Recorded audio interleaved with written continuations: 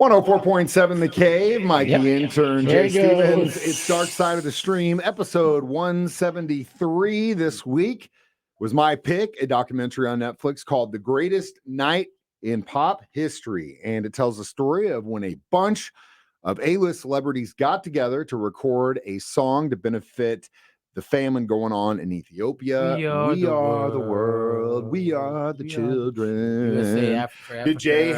Did you have this cassette single or 45 No, LP? I don't think so, but I was very familiar with the song. You didn't jam this song. No, they kind of while you were out skateboarding. They didn't have much of my people on this one. What are you talking about, dude? They didn't have much of my people. Perry was in there. Steve Perry, yeah, that's the boss was in there. Still, that's not even my people. Huey No. Lewis isn't your people. No, Stevie Wonder's not your people. My people did retaliate with their own version, but which was later.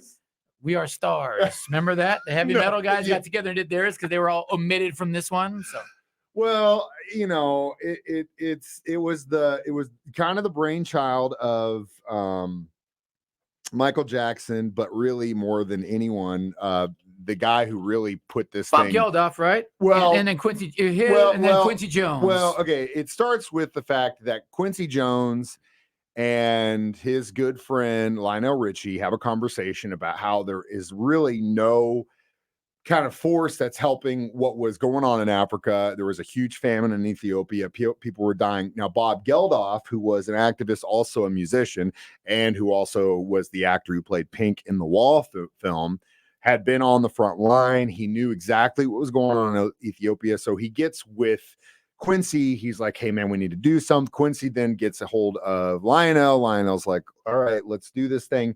First guy he actually tried to get a hold of was Stevie Wonder. Yeah. Stevie just couldn't get a hold of him. Cool. I'll get back to you. I'm busy. I got something going on, which we'll get to that stuff down the road. But so he tries to get a hold of Stevie, can't get a hold of him. Eventually he's like, you know what? I'm good friends with Michael. Michael's on the top of the world. I'm gonna get a hold of him. Michael's like, I'd love to. Yeah. The story about how they children, wrote, I'd love to help. Dude, that's the one problem I have. Of what you think about Michael. Problem I have with Michael. Oh, man. I do. Trust me. It breaks my heart that I can't put on Thriller and all that stuff because I grew up. He was my everything when I was a small child. But anyway, that's a whole nother story. We got to separate in this sense. We got to just talk about the artist here, and we could, we've done that, the other stuff before. But to that point, Michael was on, man. Like this song, you hear the process from Lionel, how this guy did stuff. It wasn't like, here's a chart, here are the chords, or here's a melody, here's a line. He would take a chord progression, and Lionel's got the tape of him just like doing like layers of humming, and just humming and mumbling words. Yeah, but that's how you write songs, man. A lot. That's how some people do. But that's the process in which they it was did very this cool. One it was very cool. Was really cool to hear. Yeah. So they kind of start working on something, and they're all real busy.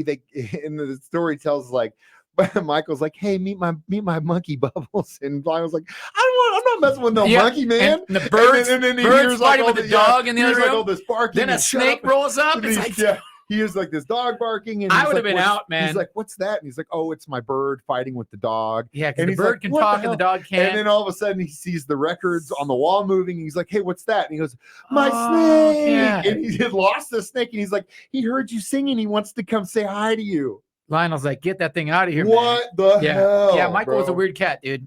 Very weird.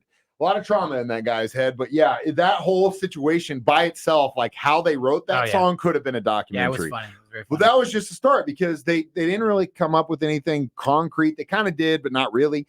But then, they would continue on doing a bunch of other things. The idea was that they were going to do this right after the American Music Awards would be hosted because they would have a bunch of stars already in LA.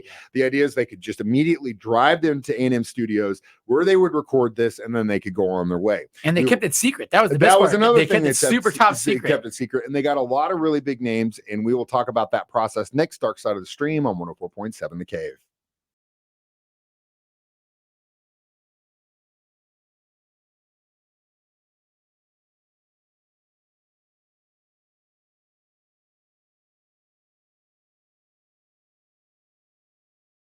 "104.7 The Cave, Mike the Intern, Jay Stevens back in the studio, Dark Side of the Stream, discussing the greatest night in pop history." So Lionel did a great job of kind of laying down how this thing came to fruition. Michael and him had gotten together. They'd start writing the kind of the way this song would go. And then they kind of set it off to the side because Lionel actually had to host the American Music Awards, perform twice in it. He ended up winning a bunch of awards. And didn't he have a show like that day earlier or something? Or the day before or something? Was the boss. So like they talked about getting all these people involved. And the boss was one. He had actually ended his tour the night before somewhere else, and his manager John Landau said, man, he does not do anything the day after a show, especially after a tour. I get it. And that year he had been busting his butt, and he was probably putting on 4 or 5 hour shows, dude, all day. And then that guy works his ass off. Anyway, he tells him who's going to be there, and he's like, I'll do it. Yeah. So he gets on a plane and flies out to LA. And amazing that they got him in the documentary too. Like, because you didn't get everybody in this documentary. They did. Well, there was a long list of people who have passed since then, but we'll get to that in a second. But so the boss was there from that. A lot of these people that were at the American Music Awards, they do their thing. They watch the show and they immediately get in a vehicle and they go. Some of the surprises, I did not know that Dan Aykroyd was involved in this. Yeah, me neither. And so, I didn't know that Huey Lewis had such a big role. Well, Huey Lewis was the man in this one, dude. Huey Lewis is the man. He was the man before this. And he's still the man, dude. And we'll talk about him in a second because that's like, what am I doing here with all these guys? That's the Prince story. But yeah, so they cart them all in, and it was a tough job because you had so many different huge egos in that room, people that could initially, in essence, be a problem. And they kind of knew that going in, who could be the issues. Why they wrote it on the wall. So they wrote a piece of paper on the wall. Leave your ego at the door. Check your ego at the door. We do not have that sign. We do in the form of that Henry Rollins, that Henry Rollins sign, which is the same thing as check your ego at the door. True. It's like it's the longer form version. So they get them all into a room, and the first thing that they cut was the chorus because that involved all the singers, and it must have been a tough thing because when you watch the music video and it looks like everyone's having a good time, you got to keep in mind that this is a recording studio, and if you've ever been in that environment, I have many times. Jay's been in that environment many times. You know how grueling and time wasting that is. And it's like, oh my God, just get it right and let's move on. Well, that's why Huey Lewis said that. He's like, dude, they keep doing their lines. Can we get some practice down here, man? These guys are yelling at each other, and you're just like, dude, and that's just in a band of 4, oh not my God, 40. Like 40 to 50 people in a room that are all the best at what they do. And so homeboy wanted to keep drinking wine, Aldro. Bro, the whole time. Well, yeah, Aldro. We'll talk about that's another thing. So you go in, you're watching this documentary, and then you really start to feel like, especially being in that position and just at a way lower level and knowing how grueling that is, I could see it. I could see the heat in that room. I could feel it. Yeah. Because I know I've been in that place, and I knew. I was like, oh my God. And everybody had to stand in a certain spot and you move up to the mic and come back. Throw in the substances and all that stuff. And you got yourself a day in the studio, which, by the way, they hit it at 11:30 at night. They didn't walk out until 8 in the morning the next day. So, but we will talk about some of the individual performances next. Dark Side of the Stream on 104.7 The Cave.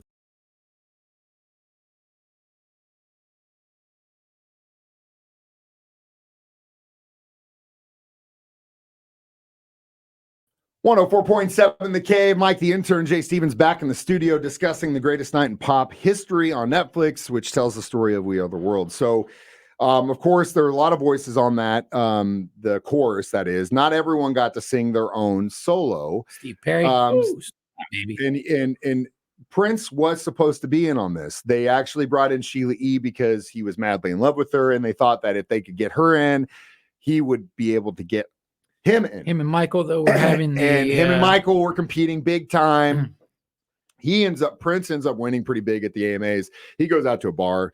Sheila's trying to call him. They're like, hey, is he coming? He's coming. And eventually they're like, he's not coming. Sheila obviously kind of. But he said, he goes, I want to record a guitar solo. Yeah, I want to do in the other room. In the other room by myself. They're like, no. But you got to understand, Prince, we don't know him, and we don't know how the type of person he was because I never was in a room with him. But based on the way he had worked up until this point, and he had already been a very talented musician for over 10 years, he did everything himself. Yeah. from the get-go. Like, dude fought against the record label so that he would have complete He control wasn't about to go creatively. deal with this nonsense. And because he had basically proven himself time and time again that I can do all this by myself. Yeah.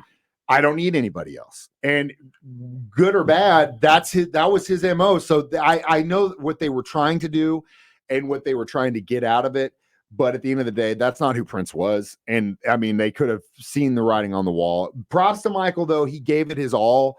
I mean, during the AMAs, he was at the studio working by himself doing it. That performance, just hearing his vocals. And wearing sunglasses the entire time. Wearing sunglasses the whole time.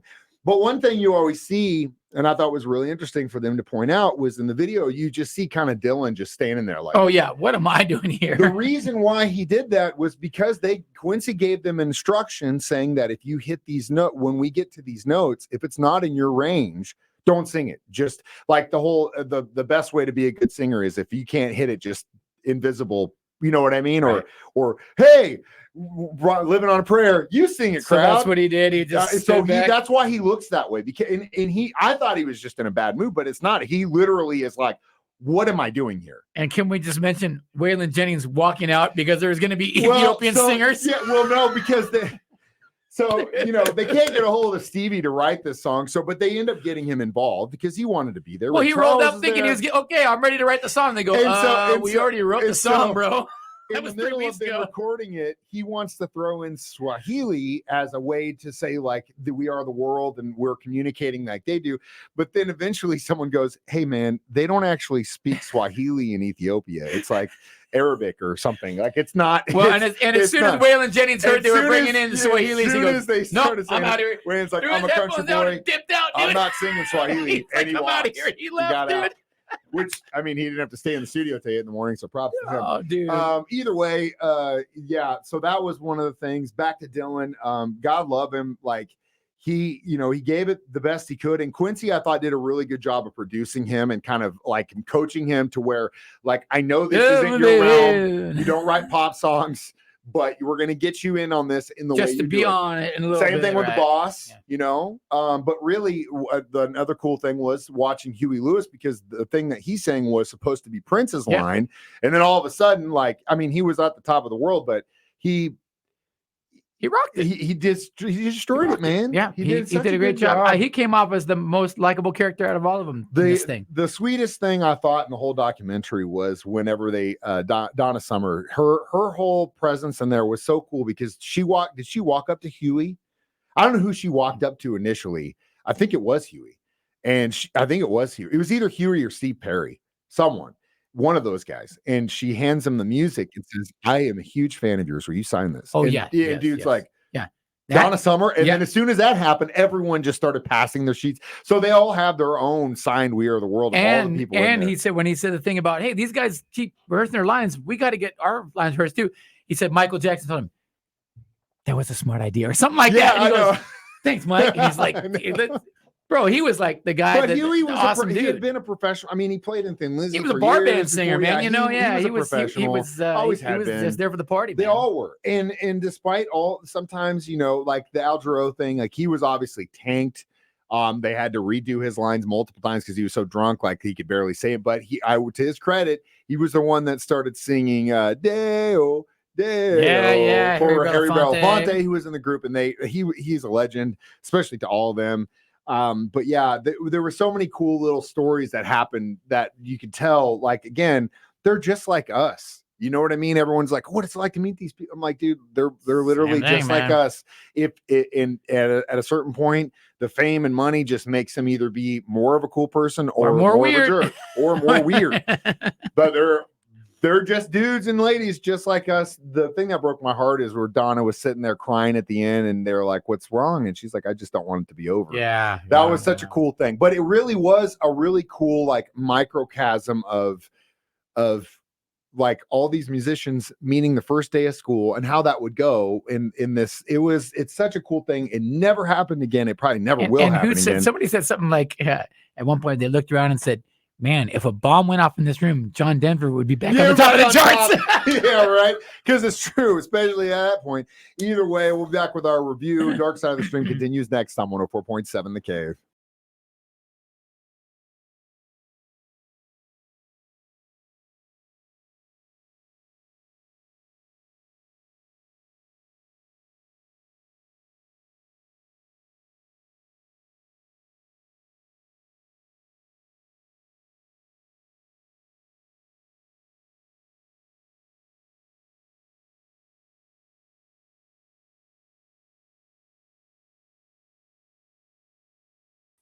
Mike the Intern, Jay Stevens back in the studio one more time. It is Dark Side of the Stream, episode 174. We discussed the greatest night in pop history on Netflix. Watch it. It's a well-done documentary. After everything's said and done, since that single came out, they've raised over $80 million for famine relief in Africa. At the end of the day, nobody in that room got paid for their time. I mean, you talk about going into a studio at 11 o'clock at night and not hitting the door till 8 o'clock in the morning the next day. A lot of those guys were probably used to it. Substances probably helped with that. But as that camera guy who shot all of this said, he had literally written up an itemized list of what he was going to charge. And they go, bro, we're not paying anyone. This is all volunteers. Yeah. So if Stevie Wonder and Michael Jackson aren't getting paid, sorry, camera guy, you're not getting paid either. But at the end of the day, they all donated their time. They used their star power for a good cause. I did think it was funny to see Bob Geldof kind of several times off to the side because he was the guy who got it and got really understood what was at stake and what they were trying to do. And then you got these stars who were, millionaires. They really have no coming in to hang out party. Such a gap between where they are and what's actually happening. And, hear them talking, you just see Geldof just staring from the side, like looking at him like, oh, Jesus. Clueless, either way, really cool. And it ended up working. So, you know what? For a thing that happened in this time in history, I would give it a solid 4 45s or cassettes of We Are the World. Yeah, I'm going 3 just because it was a cool story, cool to see, but it didn't really have it. There was nothing crazy that happened, no swing, like no twist, Didn't need to be. I mean, at the end of the day, they just told the story of an awesome event in time. Just like with the Get Back documentary, it allowed us to be a fly on the wall for something that was just monumental that happened. It's probably never going to happen again, and hopefully, I mean, it would be cool, but I don't know. This really makes me want to do. As far as the pop world now, who are we going to have on that one? No, it'd have to be a country one because country music probably kind of on top, if it was going to be something to drive that bus, yes, definitely. The country right stars now, get together and do country music. And this really makes me want. I should have thought ahead, and I should have made you watch the documentary of the making of the heavy metal version of this that Dio put together, but I think it's on YouTube. But we'll go with what is it? Yeah, see if you pull it up if you can find it. Making of We Are Stars. Making of We're Stars. Love Stalker. That's the one. All right, well, let's do that. We're gonna do Love Stalk Kill on Netflix. It's about a psycho girlfriend. Maybe next week we'll revisit. Can't wait to ask Jay all those questions all over again. You can stream this live every Thursday on Facebook or YouTube. I had PTSD. 9 a.m. Listen to it during my show at the same time or Jay's at 6 p.m. or download these as a free podcast on our 104.7 The Cave app for free. Again, I'm Mike the Intern. That's Jay Stevens reminding you we watch documentaries, so you don't have to. It's Dark Side of the Stream on 104.7 The Cave.